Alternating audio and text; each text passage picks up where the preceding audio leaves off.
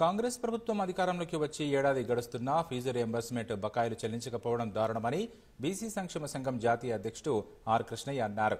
Fee బకాయిలతో విద్యార్థులు ఉన్నత చదువులకు దూరం అవుతుంటే కాంగ్రెస్ ప్రభుత్వం మాత్రం ఏడాది సంబరాలు చేసుకుంటుందని విమర్శించారు.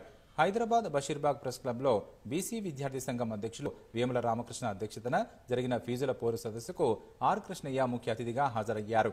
రాష్ట్రంలో ఫీజు రియంబర్స్మెంట్ పథకాన్ని ఎత్తివేసే కుట్ర జరుగుతోందని ఆర్ కృష్ణయ్య ఆరోపించారు.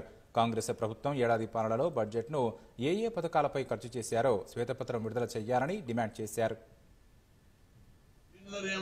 పథకాన్ని ఎత్తివేయడానికి కుట్ర జరుగుతున్నాయి. ఖబర్దార్, ఫీజు రియంబర్స్మెంట్ పథకం జోలికి వస్తే ఎవరిని వదిలిపెట్టాము.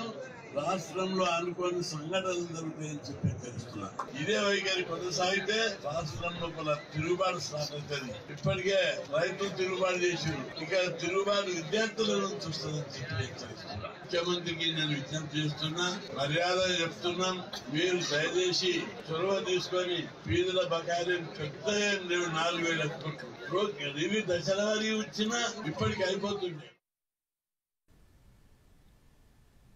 ఇప్పుడు